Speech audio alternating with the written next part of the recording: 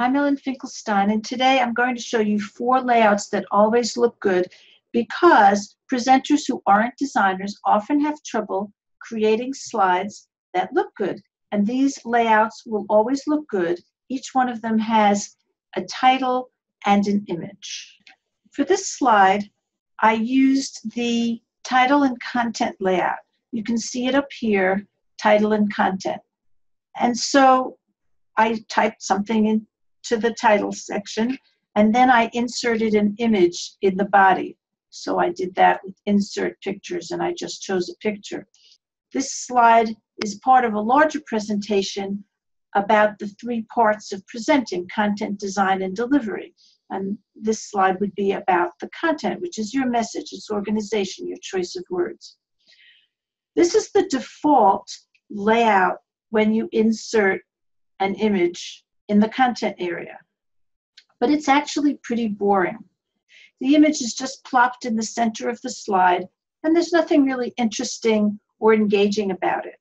So I will show you 4 layouts that always look good. Here's the first one.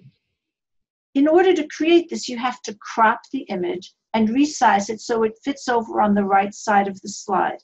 And then you move the text so that it fits to the left of it. And I'll show you how you can do that.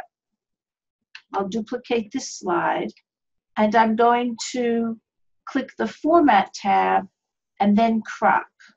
And I'm going to crop a little bit on the right and a little bit on the left so that the boy's head is pretty much in the middle, like that. I do want the focus to be on his face and the point of the pencil. I'm going to click outside the image to stop cropping, and then just put it over here at the top, and then bring it down to the bottom of the slide. Now in this case, I didn't crop it as narrowly as I did originally, so it takes up a lot more of the slide. I'm going to crop a little bit more here.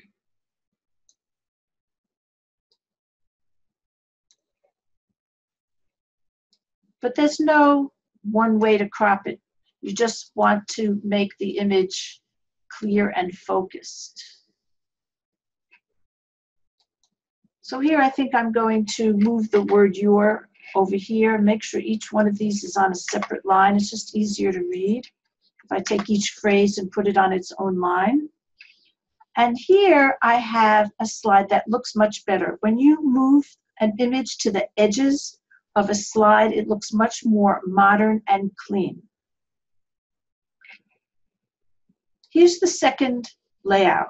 In this case, I've cropped the image and expanded it to the full slide. Now this is a beautiful slide. The only problem with it is that the text can be a little hard to read when it's in front of the image. So you can make a variation of this like this. I've just taken a semi-transparent rectangle and put it between the image and the text. And I'll show you how to do that. So I'll duplicate this slide, and I'm going to insert a rectangle and just cover the words. I'm going to right-click and choose Format Shape. I don't want an outline around it. Now for the color, I'm going to click Color here and then Eyedropper and just have it match the color of his sweatshirt, and then make it semi-transparent like that. And then I'm going to, now I need to move it behind the text. So I will select it, right-click, and choose Send to Back, Send Backward, and repeat that action until the text is in the front. Now there are more advanced ways that you can do this. You could create a transparency gradient so that the rectangle actually fades away at the bottom, but this is good enough. It's very simple to do. You just crop the image, size it so it covers the entire slide, put the text on top, and if it's hard to read, then put a semi-transparent rectangle between the text and the image. Here's another example where I put the text at the bottom and I used a semi-transparent rectangle at the bottom so that the text was easy to read. The third layout I call title and image, and what it does is leaves the top part without the image so that the text is very clear, and then you crop the image just below the title. So to do that, I would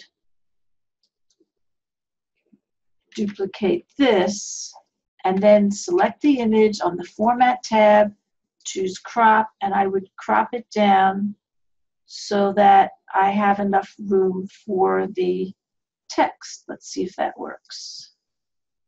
So in this case, I need to make the text darker, and I'm going to shorten it so that it doesn't go onto a second line. Message, organization, words. Again, the image is extending to the edges of the slide on the bottom and left and right, but now you don't have any conflict with the text.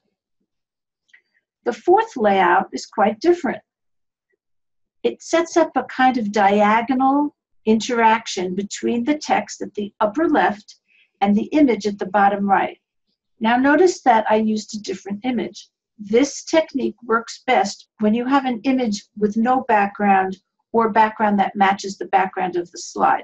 In this case, it has a white background, so you can't see it.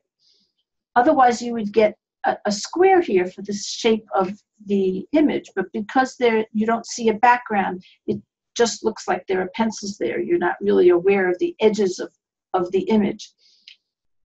And what I did was simply move each phrase onto its own line so that it was at the upper left and the image is at the bottom right. So anytime you have a fairly short title and an image on a slide, instead of doing this, do this, or this, or this, or this, and you'll be sure to have a slide that looks good. If you're interested in weekly PowerPoint training, check it out at the link in the description.